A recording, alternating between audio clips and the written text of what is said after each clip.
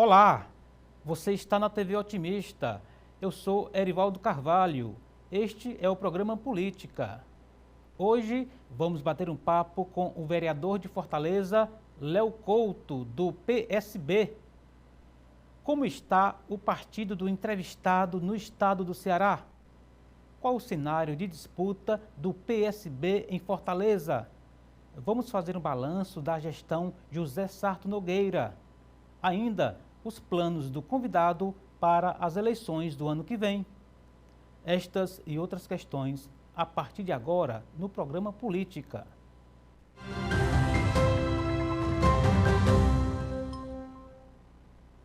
Leonardo Couto Bezerra é formado em administração. O convidado atuou nos setores público e privado. Léo Couto foi assessor na Prefeitura de São Gonçalo do Amarante. Também trabalhou na Casa Civil do Governo do Estado. O entrevistado está na terceira geração familiar de vereadores de Fortaleza. Léo foi eleito em 2020 para o primeiro mandato. O convidado é filiado ao PSB. E é com o vereador Léo Couto que converso no programa de hoje. Vereador Léo, muito obrigado pelo convite aceito. O senhor já esteve aqui outras vezes, a gente comentando aqui, relembrando, né, alguns trechos, né, do nosso último papo, muito bom por sinal. Eu sempre gosto de tê-lo aqui conosco, seja muito bem-vindo. Obrigado, primeiramente obrigado pelo convite, a gente está aqui colocando as nossas ideias. Eu sempre digo que é importante as pessoas se interessarem pela política, que a política é um único instrumento capaz de mudar a vida das pessoas. É importante a gente conhecer os políticos, saber em que a gente vai votar. Nós estamos aí há pouco mais de um ano das eleições e esse canal aqui eu agradeço muito para a gente colocar nossas ideias e o que a gente vem feito aí ao longo desses 3 anos de mandato. Muito bem, o senhor é de uma geração, na verdade da terceira geração, como eu disse aqui no início, mas ninguém melhor do que o senhor para se apresentar, para falar um pouco desse aspecto familiar que é apaixonado pela política. A política tá no sangue, tanto que eu fui levado ali, né, para construir essa candidatura. Para quem não sabe, eu sou neto do Geroncio Bezerra. O meu avô foi deputado estadual, foi 3 vezes vereador, foi presidente da Câmara aqui de Fortaleza. E em 82, eu sou filho do Zé Maria Couto, que eu acho que muita gente, né, deve lembrar. Meu pai foi vereador de Fortaleza de 82 a 2004 e foi também 3 vezes presidente da Câmara. No último mandato, que foi em 2000, foi o vereador de Fortaleza mais votado. Em 2004, a gente foi concorrer, eleição dificílima, lá em São Gonçalo do Amarante. A gente não conseguiu êxito na eleição, mas meu pai elegeu o irmão, o Helder Couto, de 2004 a 2008, que foi o último mandato da família. E aí, 12 anos depois, a gente construiu, né, uma eleição, construiu, como você disse aí na minha apresentação, né, uma carreira no público e no privado. E aí, como eu disse, a política está no sangue e a gente definiu colocar o nosso nome para que o fortalezense apreciasse, né, o nosso trabalho que a gente naquele momento vinha fazendo e desenvolvendo junto com o governador Camilo Santana. Né, eu fui em 2018 trabalhar na Casa Civil e aí desenvolvi um setor que não existia em Fortaleza, que era articulação política em Fortaleza, né? Tanto que o governador Camilo sempre fala que foi o governador que saiu com a maior aprovação em Fortaleza, acho que devido a esse nosso trabalho e com certeza também ao trabalho que o governador fez nos 8 anos. Entendo. Vereador, geralmente anos ímpares são mais calmos, mais tranquilos, porque são os anos pares, os anos de disputa, né? O senhor que acompanha a política há muito tempo, apesar de ser de uma geração mais recente, dá para dizer que este ano está atípico do ponto de vista dessa movimentação, dessa tensão da qual a gente vai falar aqui durante o programa? Nós já tivemos um ano de uma eleição estadual atípica, né? 2022 foi completamente atípica e reflete tudo que está acontecendo ainda em 2023. Vai para 2024? Vai para 2024, está caminhando para 2024 também ser um ano também bem disputado, né, com muitos candidatos. Realmente teve uma reviravolta de 2022, na eleição de 2022, Sim. que, como eu disse, está refletindo agora em brigas familiares, né?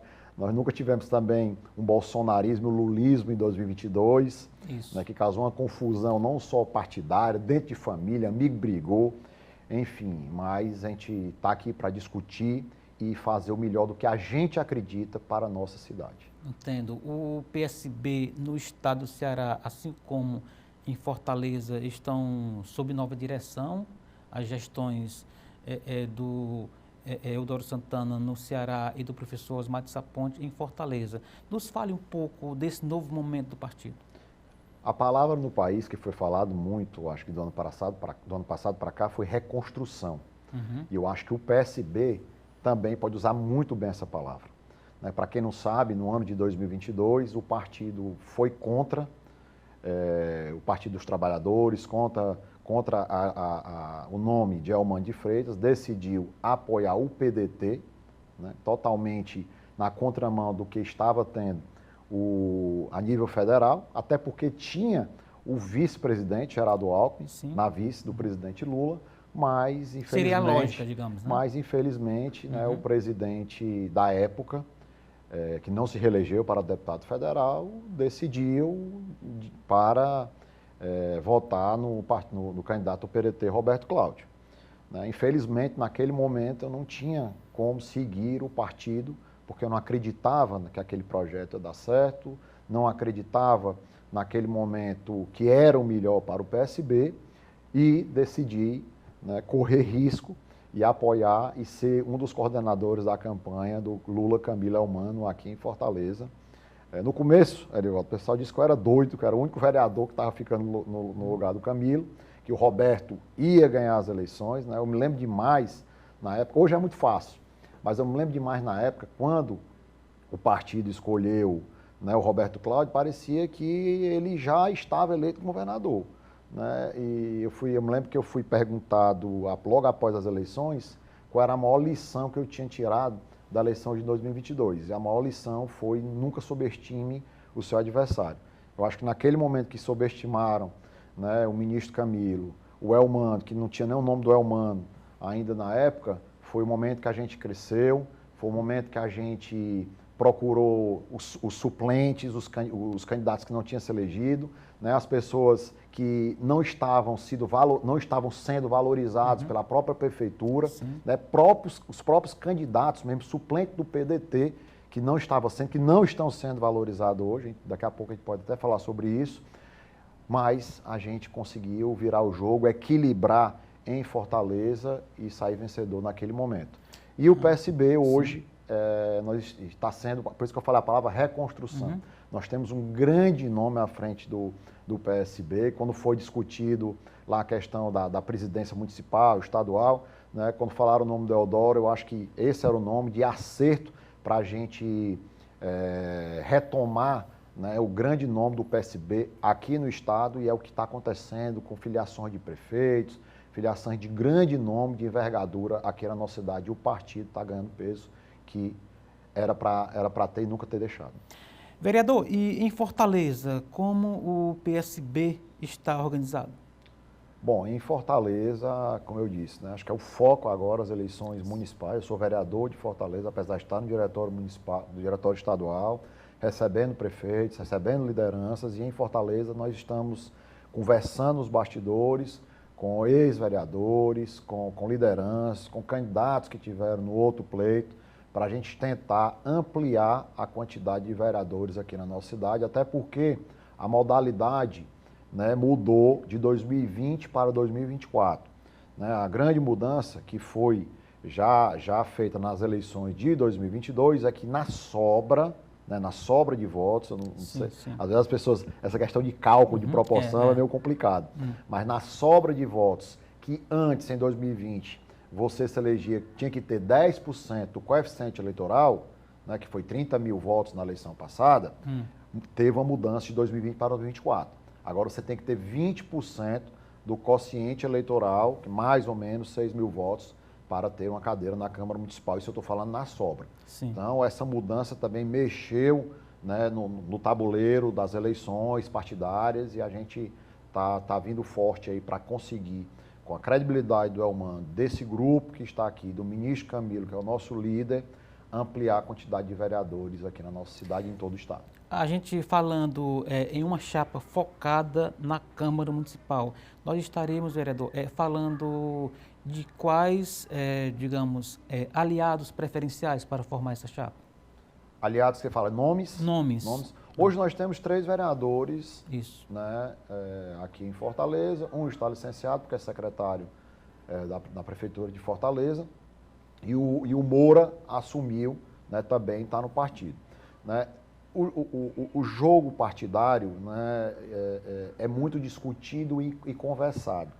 Até a abertura da janela, que é em abril, se eu não me engano, abril, março. Que alguém pode sair e alguém pode entrar. Exatamente. Então, os candidatos aí, eles flutuam por todos os partidos para fazer uma análise de todas as chapas, né? Então, o PP tem 2 candidatos, também quer ampliar e continuar, é um partido que está na nossa base, o PSD, o próprio PT, né, tem que ampliar, né, a quantidade de candidatos dentro do partido. Hoje são 2, mas ele está federado com o PV e PCdoB. Então, os candidatos flutuam para ser assertivo na questão do partido, que é fundamental para a eleição. Mas a gente acha que o PSB, por ser um partido histórico, né, por ter credibilidade, né, para a gente ter feito 3 vereadores nas eleições passadas, a gente consiga aí pelo menos os 3 ou ampliar para 4, 5 vereadores, dependendo como é que será os candidatos na majoritária, quem será o candidato, né? Se o PDT vai lançar candidato, se não vai, o PSB, política é muito dinâmica. Então é difícil a gente fazer prognóstico ainda há mais ou menos 4, 5 meses da janela. Né? A gente está trabalhando, conversando, dialogando para atrair a maior quantidade de candidatos. Até porque a questão da sobra de 20%, tem outra coisa também que mudou, foi a quantidade de vereadores. Então hoje nós só vamos ter 44 vereadores na chapa, era mais de 60. Antes era 150% das vagas, né? Exatamente, era 60 e poucas vagas. São 43, né? Hoje são só 44. Desses 44, 14 mulheres. Então a gente também tem que ser muito assertivo para trazer uma quantidade de votos para fazer a maior quantidade de vereadores aqui no estado. O senhor diz, em resumo, que ficou mais difícil se eleger vereador hoje?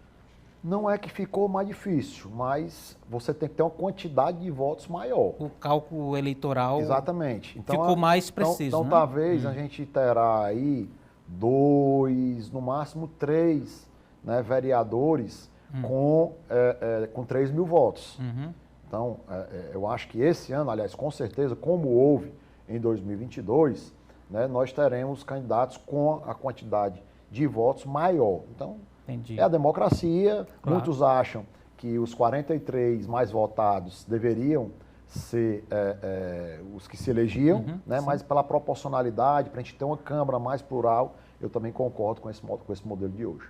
Muito bem. Vamos já concluir o primeiro bloco. Eu gostaria que o senhor deixasse aqui de início os seus dados de rede social, de internet, etc. Perfeito.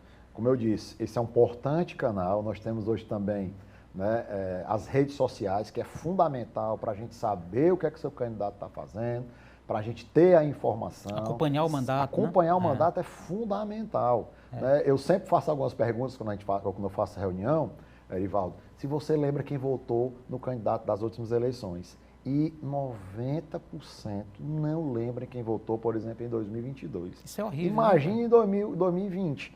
Então é fundamental, ano que vem vai ter eleição, nós tivemos aí várias taxas na nossa cidade, nós temos vários problemas na nossa cidade, onde o vereador é fundamental e faz o acompanhamento, a fiscalização, né, da prefeitura aqui na nossa cidade. Então é importante saber qual o papel do vereador e acompanhar. Então é Leo Couto Bezerra no Instagram, acompanha a gente e acompanha o nosso mandato. Legal, daqui a pouco eu vou pedir para o senhor repetir para quem ainda não anotou, tá bom? Tá bom demais. Vamos fazer, portanto, o primeiro intervalo de hoje aqui no programa Política na TV Otimista.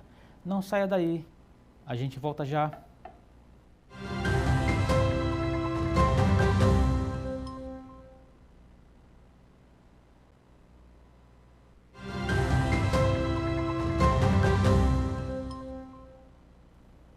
Estamos de volta para o segundo bloco do programa Política de hoje. Você está na TV Otimista, eu sou Erivaldo Carvalho, aqui ao meu lado o vereador de Fortaleza do PSB, Léo Couto. Leonardo Couto, mas é Léo para todo mundo, inclusive nas redes sociais. Repita para quem não anotou. Gente, acompanha a gente, é @LeoCoutoBezerra.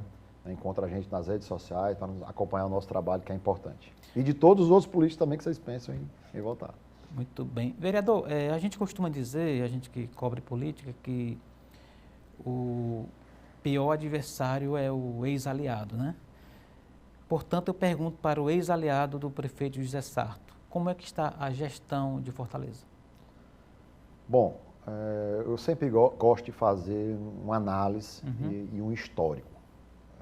Nós passamos por momentos difíceis, né, no início do mandato, né, pegamos ali um pouco da pandemia, né, mas foram 3 anos e eu sempre gosto de perguntar para o fortalezense como é que está a saúde aí no Vila Velha, no Antônio Bezerra, aí na periferia da nossa cidade, como é que estão as ruas, né, da nossa cidade, como é que está a infraestrutura das praças aí da nossa cidade. Eu ando por toda Fortaleza, Erivaldo. Nós passamos 3 anos numa inércia total, né, da Prefeitura de Fortaleza em alguns pontos críticos, como por exemplo, como eu citei aqui, a saúde.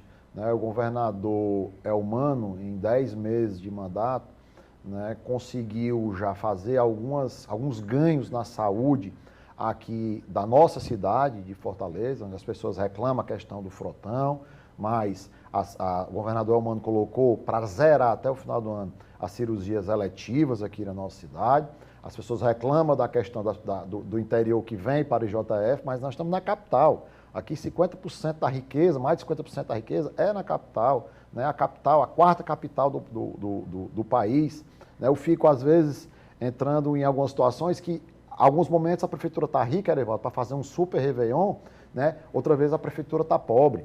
Né? Então, assim, a saúde, como eu disse, o governador Elmano vai zerar até o final do ano as cirurgias eletivas, já inaugurou quase na sua totalidade o Hospital de Limoeiro do Norte, que é do Vale ali do Jaguaribe, meu pai é de Russas ali pertinho. Sim. Tem muitas raízes ali e é importante para desafogar também, né, o hospital aqui da nossa cidade. Nós visitamos até há pouco tempo também o Hospital da UES, que será inaugurado. Né? Então, são situações importantes que o governador Elmano, nesses 10 meses, está efetivando aqui na nossa cidade. E, voltando aqui para a saúde, nós temos o problema da oncologia aqui na nossa cidade, nós temos os hospitais superlotados, é uma falta de gestão na saúde, onde troca direto também de secretários, né? Eu acho que é o segundo, é o terceiro, esse secretário aqui da nossa cidade. E no último ano, no ano pré-eleitoral, nós estamos vendo aí algumas ações, ao meu ver, eleitoreira, mas... Por exemplo, vereador? Nós temos aí um orçamento, eu era presidente da comissão de orçamento, nos 2 primeiros anos, né, nós temos aí, dobrou a previsão do orçamento para 2 bilhões de reais de investimentos nesse ano eleitoral. Nós tivemos aí a aprovação de vários empréstimos aqui, bilionários na nossa cidade para o ano eleitoral. Nós estamos tendo um Réveillon que eu não sou contra, absolutamente não sou contra um Réveillon, mas o super Réveillon de 3 dias da nossa cidade, também em ano pré-eleitoral, onde... A prefeitura, desculpa, disse que vai ser da iniciativa privada. Onde o prefeito, é exatamente que eu vou chegar lá, eu fui criticado com relação a isso aí, né, por cobrar informações. Se 12 milhões de reais a prefeitura vai arrecadar, né, será que vai arrecadar mesmo com patrocínio? Se não arrecadar, ainda quem paga a conta? Né? Quem paga a conta? Se não arrecadar, quem paga a conta? Isso é um ponto importante. Né? Eu disse que ia ter custo para a prefeitura. Né? E como você está dizendo, e está sendo anunciado na mídia, dizendo que não vai ter nenhum custo à prefeitura. E a estrutura? Quem é que vai pagar a estrutura? A prefeitura tem empenhado já um contrato... Diz a montagem do palco, a montagem, etc. As pessoas às vezes não entendem, mas em 2008, por exemplo, só para dar um exemplo rápido aqui com relação ao Réveillon, e eu sou completamente a favor do Réveillon, né, a favor do empreendedor, e digo que o empreendedor tem que ser prioridade em 365 dias do ano, não em só 3. Né? Mas é importante a gente fazer o Réveillon aqui na nossa cidade. Mas em 2008, para você ter uma ideia, o Roberto Carlos cobrou para fazer um show em abril, Roberto Carlos, para fazer o show em abril, 1.800.000. Quanto será o show do Roberto Carlos no final do ano? Acredito eu que vai para ser 4 a 6 milhões de reais. No final do ano sempre é dobrado. Né? A estrutura de palco desses 3 dias, quanto será? O custo vai ser para a prefeitura. Né? O custo vai ser para a prefeitura. Inclusive o próprio Carlos Mesquita, líder do governo, falou que terá um custo de palco, né? Terá um custo para a nossa cidade também. Né? Mas eu sou a favor, mas nós precisamos só ter as informações para a gente saber onde o dinheiro do contribuinte, o dinheiro do fortalezense está sendo empregado e se está sendo bem empregado. Então, para a gente deixar isso, que é muito importante, bem claro, inclusive o senhor na função de vereador exerce um papel importante nesse debate. Fiscalização também. Exato.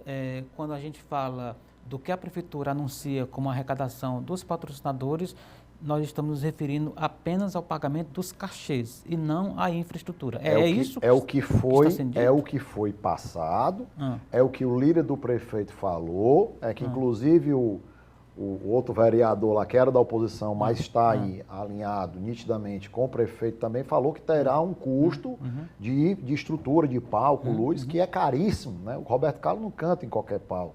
Né? Esses cantores que vêm participar do Réveillon não cantam um palco. Então vai ter um custo também. Repito, não sou contra, mas é importante e já cobrei todas as informações de quanto será todos esses 3 dias de festa, né? E se a prefeitura não arrecadar com os patrocínios esses 12 milhões, quem é que vai pagar a conta será a prefeitura também, né? Até porque, se já está sendo anunciado Roberto Carlos, Wesley Safadão, Xande Avião, etc., é porque já tem um pré-contrato feito. Entendi. Senão não poderia anunciar. A gestão costuma argumentar que o evento Réveillon coloca muito dinheiro para circular na cidade, que isso acaba indo também parte para os cofres, né, da prefeitura, na forma de tributos, etc. Isso não entra nessa avaliação, não, vereador? Com certeza, e acabei de dizer e repetir que sou a favor do Réveillon, completamente a favor. Acho que beneficia o empreendedor, os hotéis da nossa cidade, mas nós queremos só saber como será feito e como será usado e o que será usado aqui na nossa cidade. Erivaldo, eu também cobrei explicações porque parece que o Réveillon, onde fala que é a beira-mar para todos, né? Nós tivemos aí uma grande polêmica do vereador John Monteiro, do próprio PDT, fazendo denúncias graves ali das barracas. Foi afastado, né?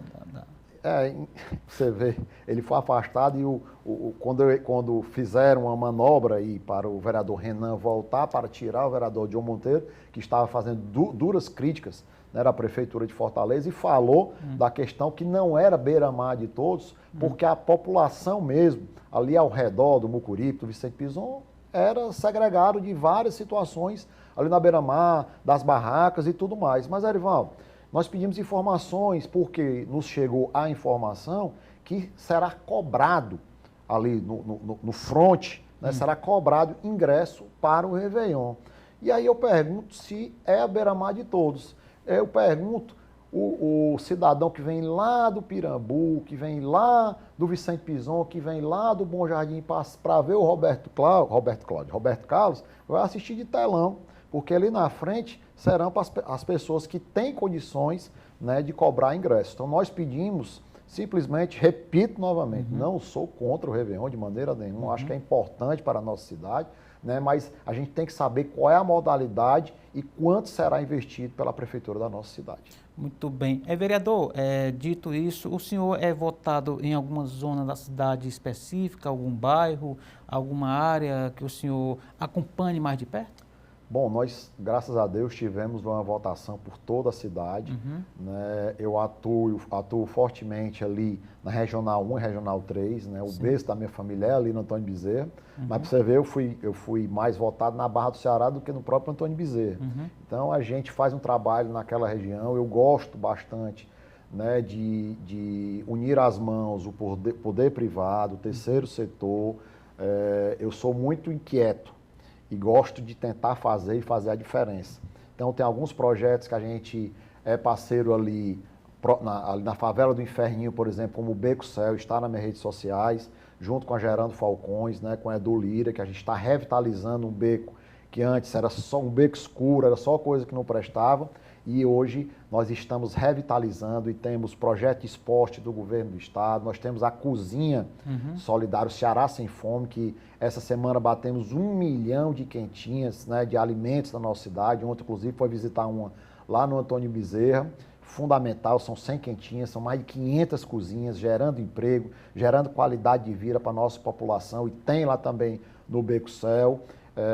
Então, projetos como esse que faz nos inspirar, e a gente tenta colocar e fazer parceria pública-privada com a ACE Cearense, com a Gerando Falcões, que eu disse que era o terceiro setor, com a própria CUFA, né, para a gente tentar, junto com o poder público, o poder privado e o terceiro setor, tentar melhorar a vida do fortalezense.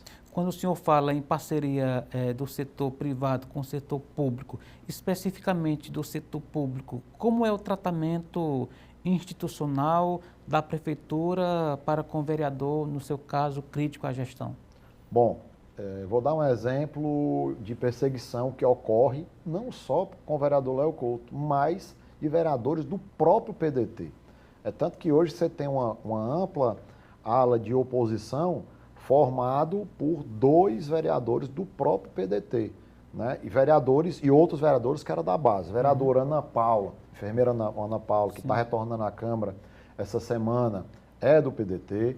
O líder, até pouco tempo, líder do PDT, partido do prefeito, vereador Júlio Brise, hoje compõe a oposição, né, da casa também. Vereador Estrela Barros, aí manda abraço para todo mundo aí do Pirambu, vereador Estrela, que é vereador do Pirambu, onde eu também sou votado, também era da base do prefeito. Vereador Eudes Brigel também saiu da base do prefeito, e onde a gente vê constantemente críticas, né, dos próprios vereadores que não estão na posição, que são da base, que sobem à tribuna insatisfeitos com a prefeitura. Então, assim, a falta de diálogo é vista, exposta, né, no dia a dia aqui na nossa cidade, onde a política é construída com diálogo, é construída com informações. Eu acho que o vereador está na ponta, escutando a população, devia ser mais escutado pelo poder público. E a gente, por exemplo, Erivaldo, só para concluir aqui a pergunta, nós temos uma PCC, que é a área de proteção ao ciclista de competição, onde o prefeito Sarto sancionou essa lei. Nós somos aqui a cidade que temos uma grande ciclovia e ciclofaixa, e o esporte de competição de ciclismo não tem o espaço. A gente propôs, o prefeito Sarto sancionou, e ele simplesmente não bota para funcionar. É ali perto da cidade de Fortal, né, a gente cobra, e infelizmente a PCC, que é a área de proteção ciclista de competição, não sai. Mês passado, Erivaldo, aqui só para concluir aqui o raciocínio, nós temos ali uma grande atuação nas quadras, ali na Aldeota, pertinho do Colégio Santa Cecília, né? A gente tem um trabalho ali na associação que tem vários projetos do governo do estado também. Ali próximo à Vigílio Távora, né? Próximo à Vigílio Távora. E foi tirado, o posto foi para a reforma. A prefeitura está reformando o posto. E a sede, nós pedimos para que tivesse um atendimento uma vez por semana na sede, até porque nós temos idosos ali, nós temos pessoas de difícil locomoção, né? E simplesmente eles não colocaram, né? Colocaram em outros pontos distantes, com dificuldade para aquelas pessoas se locomoverem. E a gente cobrou na tribuna, eu disse que todo dia eu ia cobrar na tribuna que tivesse pelo menos uma vez por semana atendimento nas quadras. E aí o prefeito colocou depois da nossa cobrança. Então são pontos como esse que dificultam o nosso trabalho junto com a Prefeitura Municipal de Fortaleza. Então hoje a gente tem o governador Elmano como um grande aliado e parceiro do nosso mandato aqui em Fortaleza.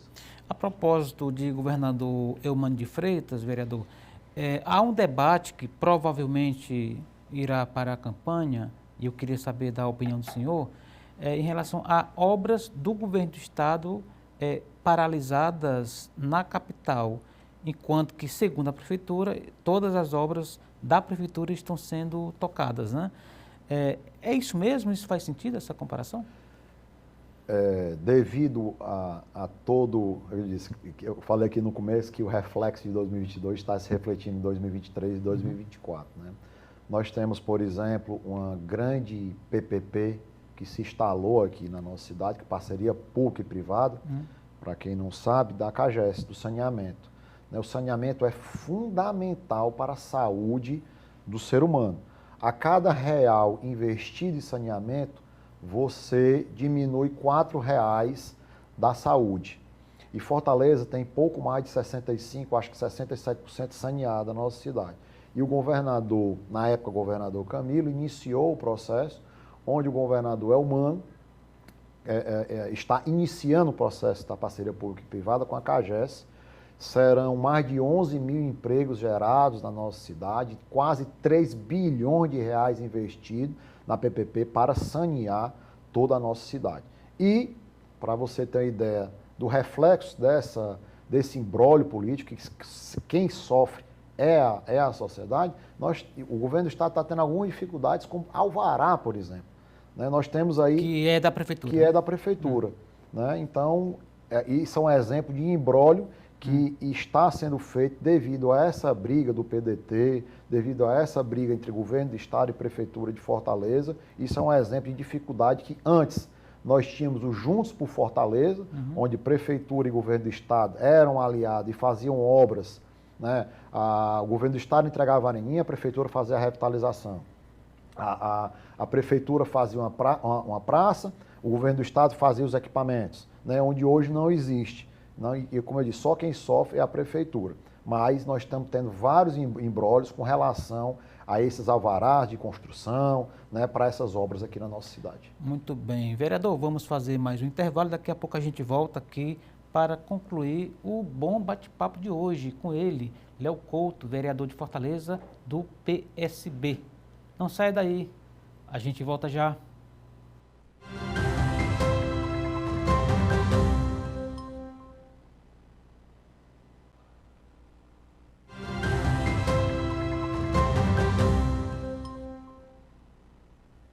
Estamos de volta para o terceiro e último bloco do programa de hoje. Eu sou Erivaldo Carvalho, você está na TV Otimista. Aqui comigo, no bate-papo de hoje, Léo Couto. Ele é vereador de Fortaleza, ele é do PSB, está aqui e também nas redes sociais. Como é que faz, vereador? Quem quiser nos acompanhar nas redes sociais é @LeoCoutoBezerra. Importante, como eu disse, para nos acompanhar e saber do nosso trabalho. Quando se fala em rede social, e internet, etc., se remete à ideia de juventude, que é mais engajada, etc. O senhor é de uma geração mais recente, de políticos em mandato. Como é que está a cabeça do jovem eleitor, o Léo Couto? O jovem, principalmente no PSB, tem a ala lá da juventude. Acho que cada vez eu incentivo, tanto os jovens para saber mais da política, e empreendedores sociais. A gente vê uma grande gama de empreendedores sociais aqui na nossa cidade. Eu citei alguns aqui, que fazem um trabalho, que estão fazendo na ponta. Citei aqui a questão do Beco Céu, onde meu amigo Rutênio, que é um jovem eu também sou jovem, mas eu vou falar que ele é um pouco mais novo que eu, tem 20 e poucos anos, e faz um trabalho de resgate. Eu digo lá que o Beco é um laboratório de pessoas. O governo Elmano já entregou esse ano também, o esporte é fundamental também para a população, mais de 30 areninhas aqui em Fortaleza, onde o jovem, através do esporte, muda a vida das pessoas. Eu passo ali sempre no Parque Dom Aloysio Lochade, Erivaldo, e me dá uma grande alegria e uma emoção, onde aquele espaço antes era um presídio, para jovens, e hoje é um grande espaço de esporte, de lazer, de movimentar a economia. Para quem não conhece, o Parque Dom Aloysio Lochade, ali vá conhecer, outros parques aqui na nossa cidade também, o Raquel de Queiroz, enfim, são locais que foram transformados e hoje é ocupado pela juventude na nossa cidade, onde fazem cultura lá na biblioteca, teatro, tem anfiteatro, onde tem areninhas, onde hoje tem beach tênis, e as pessoas mais idosas também têm projeto de esporte, de dança, onde eles ficam ansiosamente esperando. Isso é bom para a saúde mental, isso é bom para a saúde, e aumentar até a vida longa das nossas pessoas idosas aqui na nossa cidade. Nós temos o projeto do bombeiro também falando Sim. da questão do idoso. Né? Nós tivemos, eu acho que mês passado, quando o governador Evandro, presidente da Assembleia, estava em exercício, nós tivemos um evento lá nos bombeiros com mais de 4.000 pessoas da melhor idade, fazendo um grande aulão.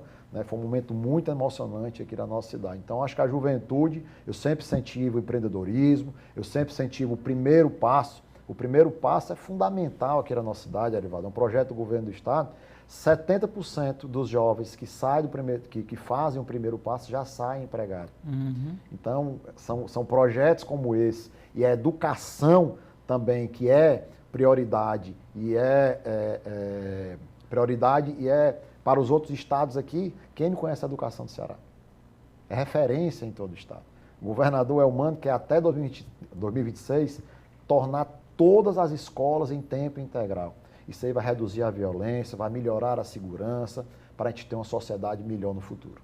Agora há pouco o senhor falou, e também agora indiretamente, sobre a participação da iniciativa privada, né, em alguns projetos que o senhor acompanha de perto, que o senhor lidera. Como é que está a cabeça do empresário nesse contexto que o senhor acabou de relatar? Quando o empresário vê que a gente está pedindo é para o bem e chega na ponta, ele ajuda. Eu vou dar um exemplo aqui de um parceiro nosso, que é a Cearense, por exemplo. Pode citar, era isso que eu ia dizer, pode citar, fica à vontade para citar, por exemplo, os parceiros privados. A Cearense, né, eu fiz esse link na época aí com a Gerando Falcões, com o próprio Ruten da Pensando Bem, e ele, por exemplo, nos deu toda a coberta lá do beco, onde as crianças, era ruim para... Tinha época de chuva, era complicado para ter... lá tem artes marciais, e ele nos deu e ajuda hoje quase que mensalmente os projetos lá da Pensando Bem.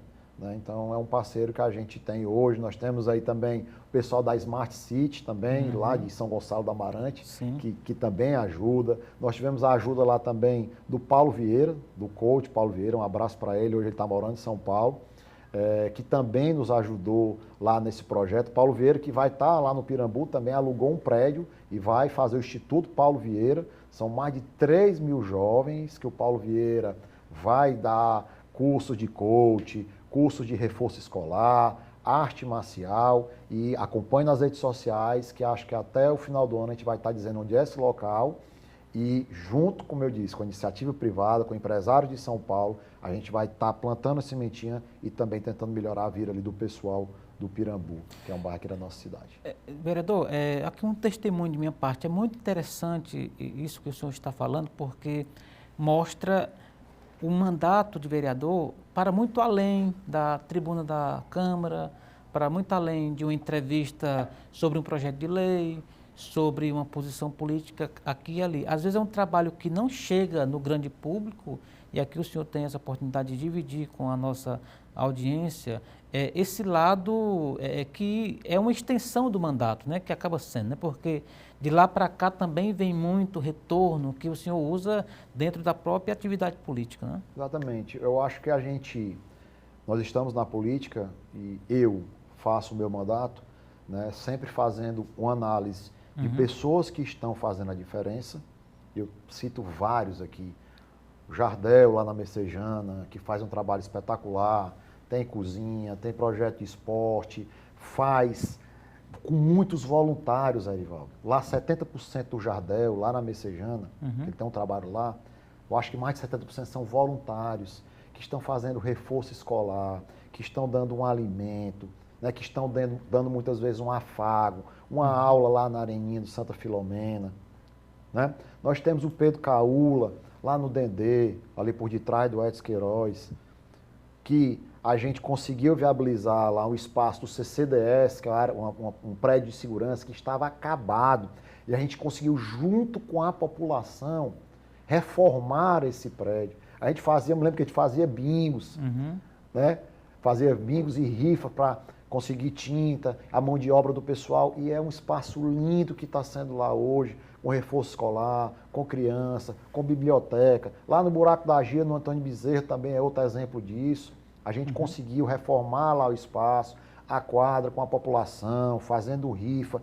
Pertencimento é fundamental, fundamental. A pessoa se sentir pertencente daquele espaço. Muito bem. E aí ele não vai querer mais pichar, ele vai cuidar daquilo ali porque ele está usando. É. Né? Então é fundamental. Vai multiplicar o bom pertencimento. exemplo, né? Então eu acho que o político hoje, e as pessoas no início do mandato perguntaram, Léo, qual a maior dificuldade desse início do mandato? Eu disse, rapaz, a gente tentar fazer as coisas e não conseguir.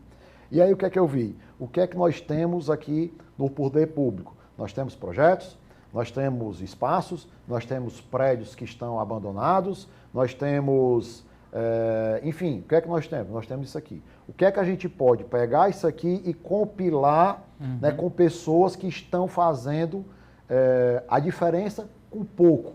Exatamente. Se a gente der alguma coisa, a gente consegue juntando, ampliando, e aí sim, a gente consegue chegar lá na ponta e atingir essas pessoas que são fundamentais para mudar o futuro da nossa cidade. Né? Se fala muito em segurança, eu acho, como eu falei aqui, o governador Elmano e o ex-governador Camilo são aficionados por escola em tempo integral, porque a criança passar o dia na escola, Erivaldo, é fundamental. Ele está fazendo reforço, ele está fazendo inglês, ele está gerando uma esperança para ter um futuro melhor. Num ambiente de segurança, né? Sem dúvida alguma.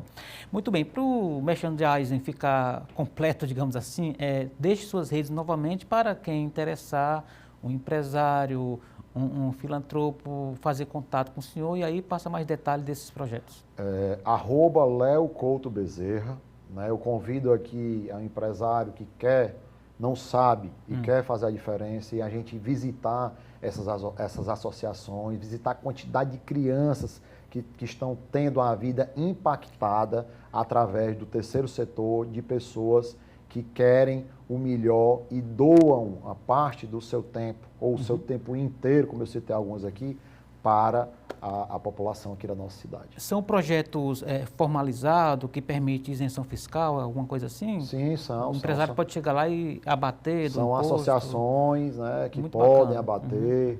Né, tem várias leis aí de incentivos fiscais, Legal. mas eu sempre digo, é importante não acreditar só que o Léo está falando, não. Vai lá e confira, né? Ir lá conhecer. Você com certeza vai se emocionar. Eu dou palestras em algumas dessas associações também, né, de empreendedorismo, de incentivo às pessoas, que a nossa juventude, Erivaldo, está precisando de esperança. Exato. Esperança em ser uma pessoa melhor, esperança em ter um futuro melhor, e são através dessas ações que te gera essa esperança, no esporte, no trabalho, no empreendedorismo, e nós temos vários jovens aqui hoje que são referência nesse setor.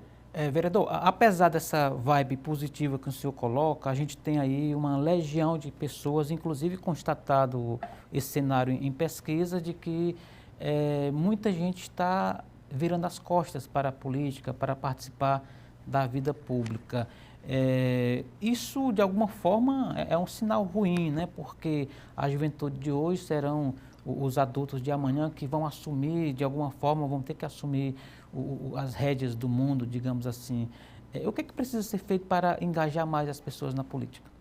É o que eu disse, ter mais pessoas na política, ter mais mulheres na política, ter mais espaços como esse, mais jovens, aqui, né, para a gente divulgar, né, a juventude divulgar que a política é uma coisa boa.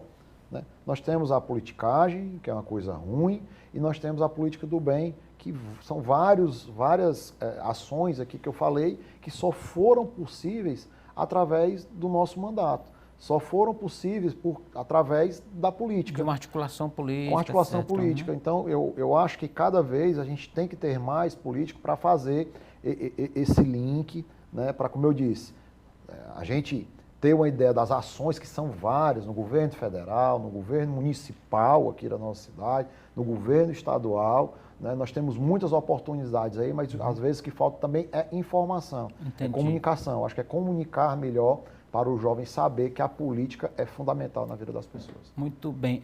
Vereador, o senhor é muito próximo do governador Elmano, do ministro Camilo, e sempre é visto no noticiário ao lado ali, inclusive, de pessoas do PDT que está aí vivendo uma novela, um racha, uma briga pública, etc. Uma provocação para o senhor. Esse tipo de situação não é o que acaba afastando as pessoas ditas comuns da política, eu gostaria de aproveitar e perguntar para o senhor, apesar de ser economia doméstica alheia, como é que o senhor vê esse imbróglio aí do PDT? Bom, apesar de não ser do meu partido, mas como você disse, eu tenho muitos colegas no próprio PDT, pessoas que eu admiro demais e que se a gente tem hoje um Ceará que está longe de ser ideal, mas que avançou muito na educação, no esporte, infraestrutura, na saúde, é devido a algumas pessoas que fizeram a diferença aqui no nosso estado. O senador Cid Gomes, né, que é do PDT, né, o próprio Evandro Leitão, presidente da Assembleia, que vem fazendo um trabalho extraordinário, né, um dos nomes aí cotado para substituir o prefeito Sarto, para uma candidatura. Mas, como eu disse, eu não sou do PDT, mas acompanhei de perto algumas situações. Até peguei uma frase do senador Cid, essa semana, que ele falou uma coisa interessante. Ele disse assim: imagine você ir para uma eleição e você eleger um candidato, né, em primeiro lugar, mas quem vai assumir é o segundo lugar. Então, é um pouco antidemocrático isso, né?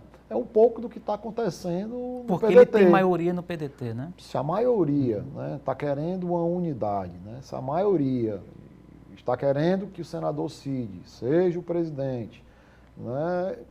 Acredito eu que não estão respeitando a maioria.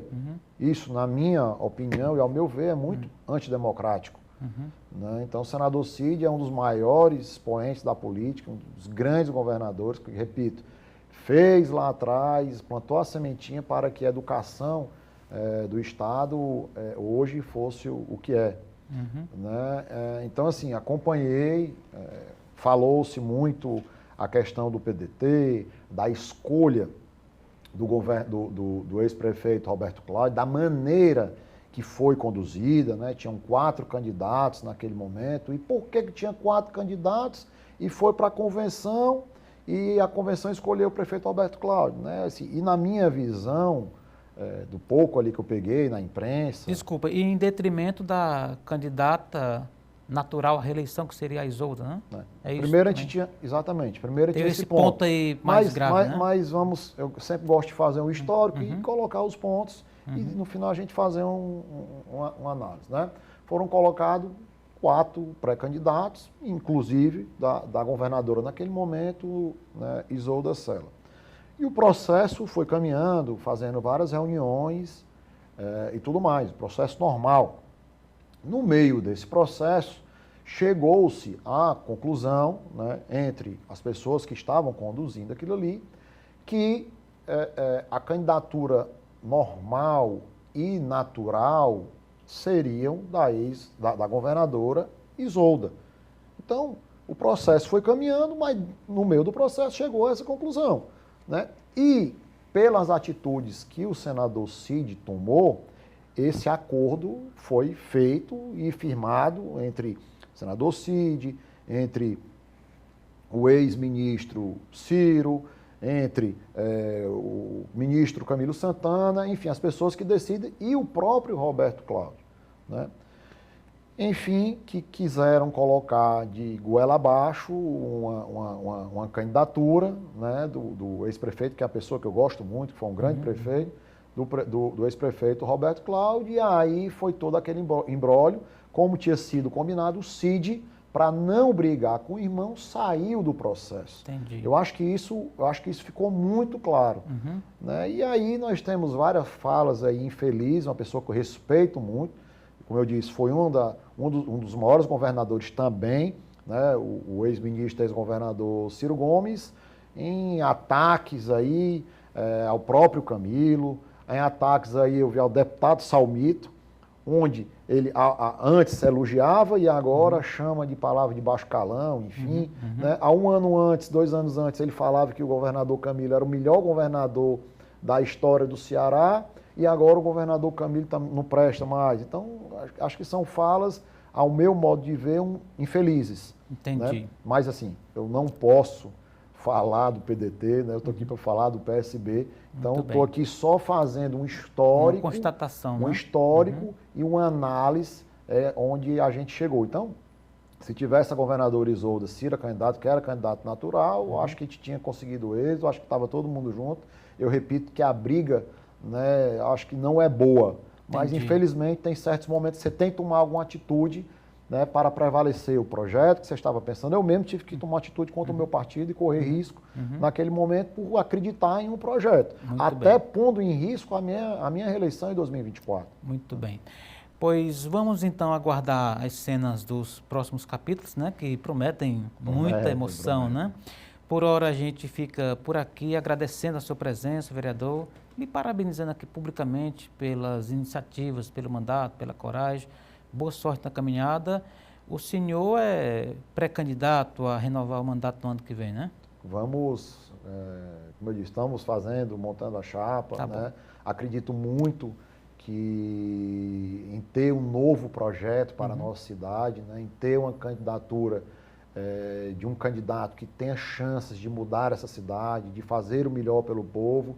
Eu com certeza estarei ao lado desse projeto que ao longo desses anos governou esse estado. Eu tenho certeza que vai governar também a nossa cidade e fazer a diferença para o fortalezense. Muito bem, muito obrigado mais uma vez, deixando rapidamente as redes sociais. Nos acompanha, eu disse que é importante, né? Os empresários que quiserem acompanhar e conhecer as associações em que a gente é parceiro, é @LeoCoutoBezerra.